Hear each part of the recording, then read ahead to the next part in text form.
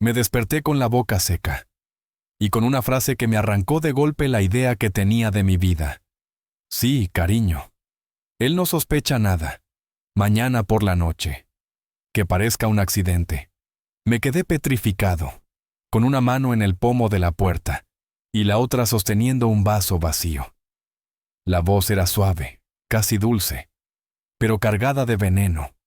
Era la voz de mi esposa, la mujer con la que llevaba 3 años de matrimonio, a la que creía conocer hasta el último detalle, incluso esa pequeña cicatriz detrás de la rodilla que yo mismo había acariciado tantas veces. Estaba en la cocina, de espaldas, con el teléfono pegado al oído y las manos nerviosas retorciendo los puños de su bata. A las 10 en punto dejaré la puerta abierta, dijo con una risa breve, como avergonzada. Hazlo rápido. Que parezca un robo que ha salido mal. Sentí un frío seco recorrerme la espalda. Retrocedí un paso, evitando que el suelo de madera crujiera. Dejé el vaso en la mesita del pasillo, como si nada, y caminé hacia el garaje. Ella ni siquiera escuchó cómo se cerraba la puerta detrás de mí. Antes de seguir, voy a decirte algo. Esto que te voy a contar no es una historia de celos. Es algo mucho más oscuro.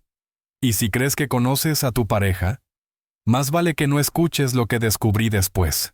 Me llamo Javier Martín, tengo 44 años y vivo en Valencia. Oficialmente, soy jefe de seguridad en una empresa de logística marítima. Extraoficialmente, trabajo para una unidad de contrainteligencia, infiltrado en el sector civil. Mi especialidad: detectar amenazas internas, robo de información y operaciones de infiltración. He visto a hombres sonreír a plena luz del día y, por la noche, hacer cosas que te hielan la sangre. He aprendido que, para sobrevivir, no basta la fuerza ni la rapidez, sino el silencio. Hay que dejarles hablar, que se confíen, que ellos mismos se fabriquen la soga. Encendí la luz del garaje. A simple vista, un trastero normal. Botes de pintura, herramientas, un banco de trabajo. Pero tras una pared falsa, había un lugar que ni mi mujer sabía que existía. Pulsé una muesca oculta y escuché el clic de la cerradura. Entré en mi refugio. Una habitación pequeña, aislada acústicamente, con una mesa de acero, varios monitores y micrófonos instalados en cada rincón de la casa. Yo mismo había hecho la instalación 2 años antes. Rebobiné la grabación de audio unos minutos y volví a escuchar su voz. Sí, cariño, no sabe nada. Cerré los ojos. No importaban tanto las palabras, sino el tono. Lo había oído en demasiados interrogatorios. Esa mezcla de arrogancia y placer anticipado que solo tienen los que se saben impunes. Al terminar la llamada, ella escribió algo rápido en su móvil. Copié el número en mi sistema y lo busqué. La respuesta llegó en segundos. Una línea prepago usada en varias ciudades cercanas y vinculada a gente que trabaja para un viejo conocido mío, el cardenal Nájera. Y en ese momento supe 2 cosas: que mi mujer planeaba matarme y que no estaba actuando sola. El contacto de mi mujer no era cualquiera. Lo conocía. Canales del Sur. Comercio ilegal y operaciones encubiertas de fuerza. Gente que no deja huella, salvo cuerpos. Yo había visto lo que podían hacer, y una vez, yo misma había eliminado a uno de los suyos. Desde el garaje, la observé servirse una copa de vino y acomodarse en el sofá. Sonrió. Esa sonrisa que antes me daba paz, ahora me enfriaba la sangre. Ella creía estar casada con un tipo corriente, de esos que olvidan aniversarios y pagan facturas a tiempo.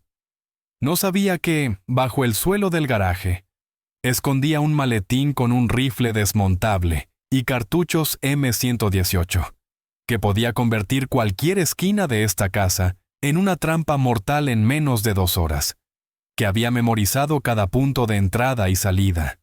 No es paranoia, es rutina. 30 años rodeado de enemigos te enseñan a contar pasos y calcular ángulos, incluso mientras te cepillas los dientes. Vi cómo apuraba el vino y subía a dormir. No cerró la puerta trasera. No hacía falta. Al día siguiente vendrían. Ella creía haberles allanado el camino. Pero cometió un error fatal: pensar que yo era un hombre sencillo. Abrí la caja fuerte. Saqué el maletín. Dentro, mi rifle. Un viejo amigo de los días en Jordania. Lo monté pieza a pieza, con la misma precisión de siempre. ¿Quieres un desastre?, susurré al vacío. Lo tendrás. Dicen que las peores traiciones no hacen ruido. No se oyen gritos. Solo un silencio tan espeso que casi duele. Esa noche no dormí. No vagué por la casa. No bebí. Me quedé en mi centro de observación, escuchando, recordando. Valle de Corenal. En la selva nunca hay silencio absoluto. Incluso los árboles crujen como si hablaran entre ellos. El calor aplasta, la espera mata. Te quedas horas sin moverte, sin parpadear, hasta que una sombra se desplaza lo justo. Y aprietas el gatillo. Recuerdo la primera vez que dudé. Un segundo de más. Y vi a 2 de los nuestros desangrarse en el barro. Allí entendí que, en la guerra, no hace falta recibir una bala para morir. Basta con dudar. Ese día juré que nunca esperaría a que me traicionaran. Cuando conocí a Laura, estaba infiltrada en una red clandestina de nuestra oficina. Analista de sistemas, brillante, con ese café negro que parecía alquitrán. Me contó que su ex le había destrozado la confianza con una estafa de criptomonedas. Debí captar la ironía. Pero yo estaba cansado. Cansado de máscaras, de juegos. Con ella pensé que podía colgar el rifle para siempre. Recuerdo cómo se rió la primera vez que vio la cicatriz en mi clavícula. Parece el logo de Nike, bromeó. Y luego me besó. No entendí que era yo quien estaba rindiendo armas. Y las pequeñas señales empezaron a acumularse. Llamadas de trabajo en las que su voz bajaba demasiado. Viajes a casa de su hermana que de repente eran retiros urgentes. Preguntas sobre mis cuentas y contraseñas. Me decía que todo era cosa de mi paranoia, que veía sombras donde no las había, pero a veces la sombra es real. A las 4 de la madrugada, saqué 2 móviles desechables. Uno del conducto de ventilación, otro del falso techo del ático. Sin huellas, sin rastros digitales. Cada uno vinculado a una identidad falsa. La partida había empezado, y yo pensaba jugarla hasta el final. Envié un mensaje encriptado a 2 viejos contactos de la agencia. Nada de historias largas, lo mínimo. Posible avance. Activo comprometido. Aplicar protocolo de espera. Clave, Ruiseñor.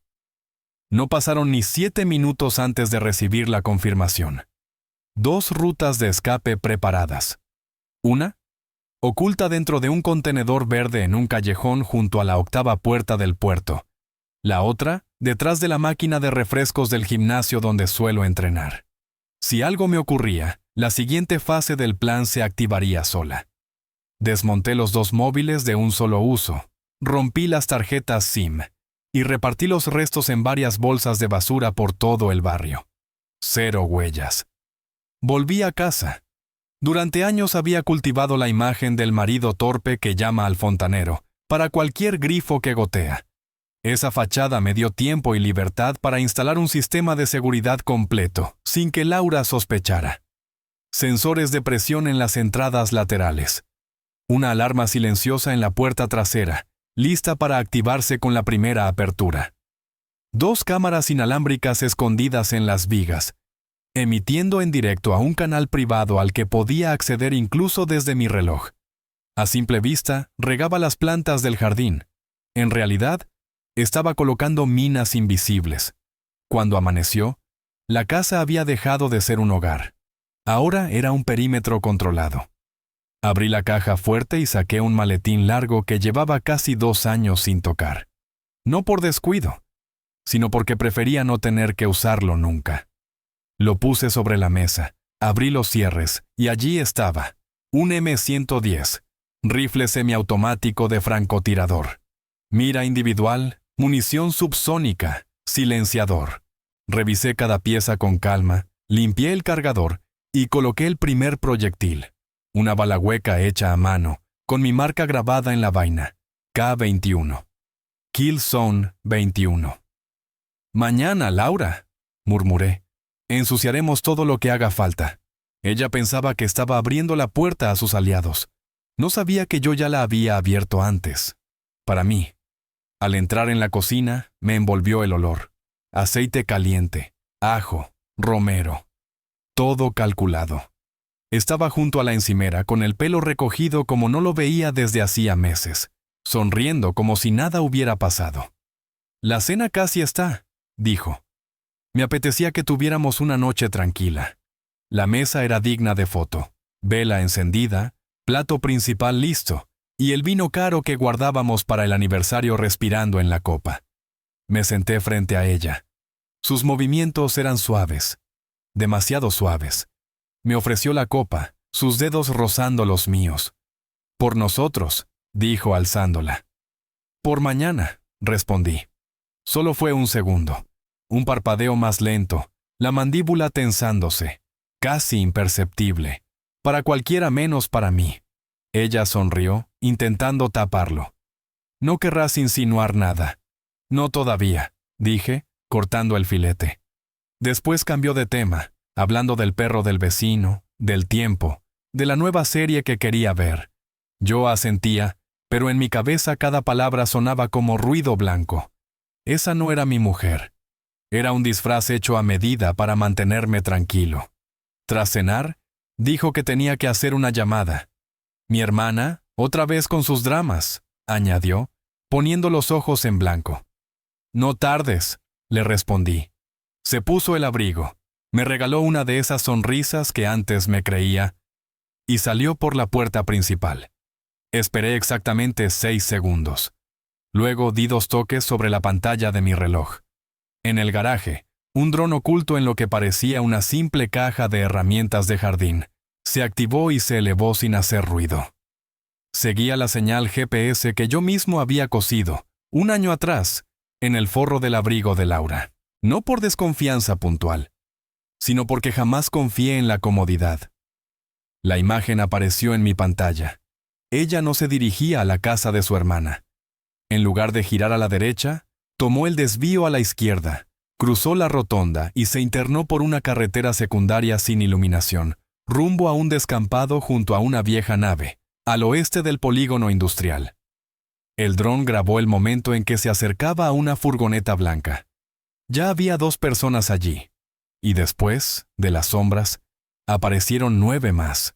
10 hombres en total, uniformados con equipo táctico, botas negras, guantes, visores nocturnos montados en el casco. Se movían con precisión quirúrgica y absoluto silencio. No eran aficionados. Y entonces ella lo besó. No fue un beso rápido ni una maniobra de distracción.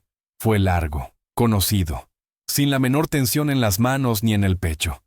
Más frío que la ira, más viejo que cualquier rencor. En ese instante lo comprendí. La mujer que creí amar había muerto hacía mucho tiempo. O quizás nunca existió. Apagué el dron y me puse en pie, sin discursos, sin vacilaciones, solo acción. Abrí el maletín, desmonté el rifle y lo guardé con cuidado dentro de la mochila. Añadí 2 cargadores extra, un cuchillo curvo y una linterna frontal ajustada al mínimo de luz.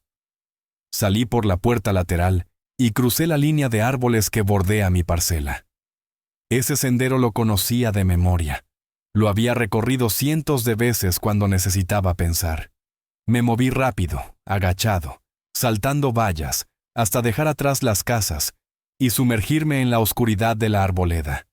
A mis espaldas, la ciudad seguía zumbando. Frente a mí, solo el viento y las vallas oxidadas de la gravera. Me agaché tras unos arbustos en el límite del terreno. Desde ahí tenía visión directa de la furgoneta, del equipo que preparaban. Vi cómo cargaban rifles con silenciador, cómo repartían auriculares, cómo ajustaban correas. Y allí estaba ella, de pie en el centro, sosteniendo un plano impreso de mi casa. Le señalaba las entradas, los puntos con sensores de movimiento, incluso la ubicación de la caja fuerte en el garaje. No sabía que esa caja fuerte era un señuelo, y que las zonas ciegas tenían sensores térmicos ocultos que enviaban cada señal directamente a mí. Se reía. Uno de ellos le dio una palmada en la espalda, como a una veterana del grupo. Tal vez lo era. Me ajusté la mochila y subí la capucha. La luna iluminaba el terreno, pero yo permanecía bajo las sombras. Nadie que no sepa buscar fantasmas me encontraría allí. Helmond me enseñó hace años a desaparecer. Moverte entre el viento y el alambre, entre un latido y el siguiente. Esa noche no volví a casa. Me desplacé hasta un edificio abandonado de hormigón, un antiguo ala de oficinas en ruinas. Me tumbé boca abajo en el segundo piso, con visión perfecta de la entrada principal y de los flancos norte y este. El rifle estaba montado, la mira ajustada, el viento calculado. Cada trampa preparada, cada ángulo cubierto. Llegaron a las 21:43. Entraron como adolescentes de excursión. Risas, empujones, bromas. Uno incluso abrió una cerveza. Demasiado confiados. Creían que iba a ser un trabajo limpio, un objetivo dormido que no opondría resistencia. Del segundo todoterreno, bajó ella, con una carpeta en las manos. Llevaba el mismo abrigo que le regalé el invierno pasado. Aquel en el que decía sentirse segura. Ahora lo usaba para dirigir a su propio escuadrón. Desde mi posición y gracias al micrófono parabólico, escuché su voz, firme, calculadora. No era un señuelo, era la que mandaba. Este es el pasillo. Duerme de cara a la puerta. Un disparo en la cabeza y otro en el pecho. Revolved cajones, cortado un par de cables. Que parezca un robo chapucero. Alguien se rió. Dinero fácil. Ella les advirtió con una sonrisa torcida. No subestiméis al objetivo. No es tan simple como parece. Tenía razón. Entraron por el lado sur, justo donde yo quería. Los sensores de presión estaban calibrados a su peso. Al activarse, 5 segundos de cuenta atrás silenciosa. Suficiente para que se reunieran. El primero cruzó con el rifle levantado. 2 pasos después, cayó. Un disparo seco al pecho, sin eco, solo el golpe contra el suelo.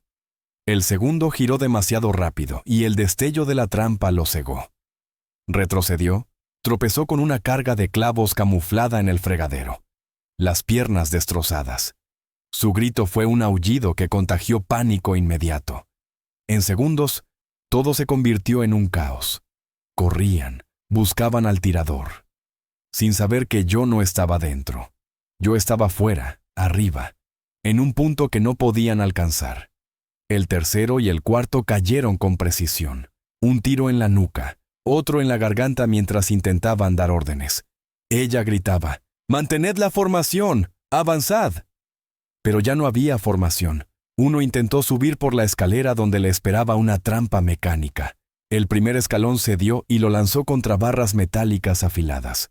El séptimo corrió por el pasillo lateral y activó una cuerda con fragmentos de cerámica. Perdió el arma. Le disparé a la rodilla. No murió al instante. Quería que viera cómo todo se desmoronaba. El octavo y el noveno intentaron huir hacia la furgoneta. 2 disparos precisos los detuvieron antes de que tocaran el capó. En la cámara térmica sus cuerpos brillaban como bengalas apagándose. El último era el que ella llamaba cariño. Repetía su nombre, desesperado, como si pudiera salvarlo. Intentó escapar con un teléfono que ya no conectaba a nadie. Avanzó apenas unos metros antes de que saliera de las sombras. No disparé. Me acerqué y hundí el cuchillo una sola vez, de abajo hacia arriba, bajo las costillas. Él jadeó, cayó de rodillas, y la miró. Sin entender la traición. Ella corrió a sujetarlo presionando la herida con las manos manchadas de rojo. «No, no, te lo ruego», susurraba. Di unos pasos al frente. El rifle colgaba a mi espalda, cargado. Ella levantó la vista. No había miedo, solo un destello de derrota. «Confiaba en ti», exhaló. «Yo lo hice primero», respondí. Se movió, tal vez para buscar algo. No quise averiguar qué. La derribé, le inmovilicé los brazos y le puse las esposas. Gritaba, forcejeaba. Pero todo había terminado.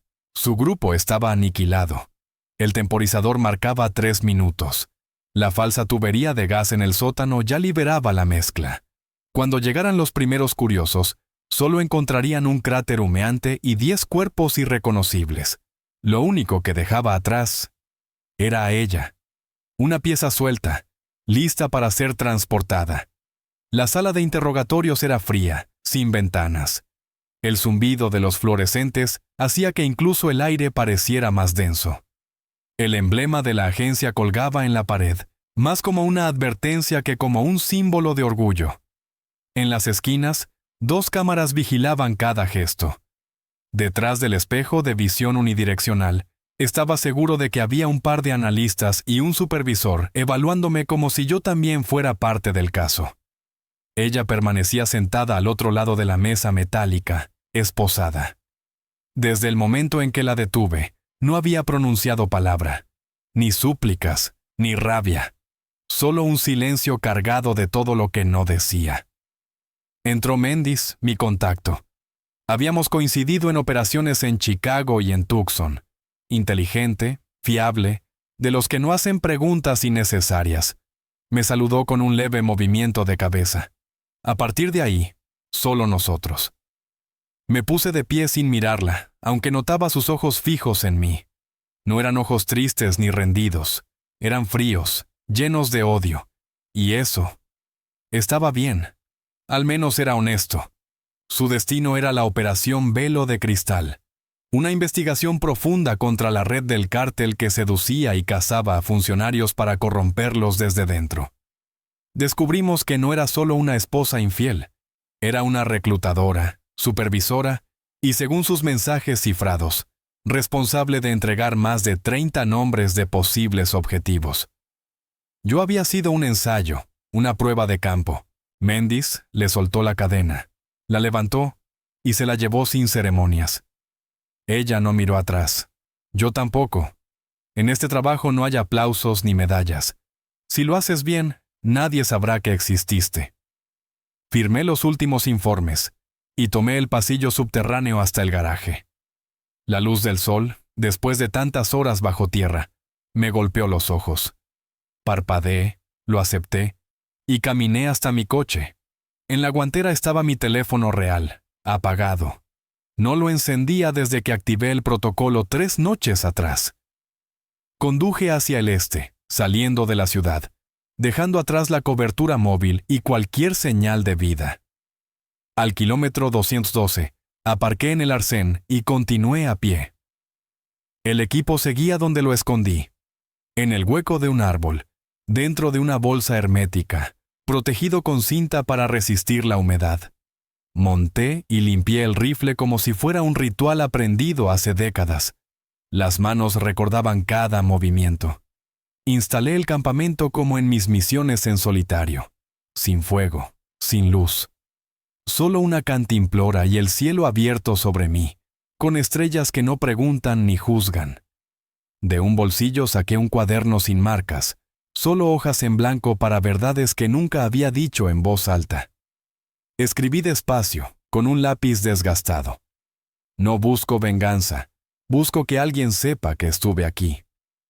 Guardé silencio, y añadí, ahora he vuelto a desaparecer, y me gusta. Arranqué la hoja, la doblé, encendí una cerilla. El papel se retorció en la llama hasta que el fuego me rozó los dedos. La dejé caer y observé cómo el viento se llevaba las cenizas. En este mundo hay una regla no escrita. Los que vivimos como fantasmas encubiertos no regresamos. Aprendemos a borrar nuestra huella, y con el tiempo olvidamos cómo existir bajo la luz del día. Antes creía que era cinismo. Ahora sé que es una verdad silenciosa. Me tumbé boca arriba, el rifle al lado, mirando el cielo. Ella, en algún lugar lejano, estaba encerrada, esta vez de verdad. Interrogatorios, clasificaciones, años en habitaciones como la que acababa de dejar. No iría a verla, ni seguiría las noticias. Esta historia ya no trataba de ella. Se trataba del silencio que queda después, del espacio entre un objetivo y el siguiente, entre un rol y otro, entre fantasmas. Antes del amanecer, me levanté, colgué la mochila y tomé rumbo a las colinas. Nadie sabría lo que hice, ni siquiera la oficina, y así debía ser. Mañana tendría un nombre nuevo, otro expediente, otra máscara. Pero esa noche, por unas horas más, no era nadie, y eso me gustaba.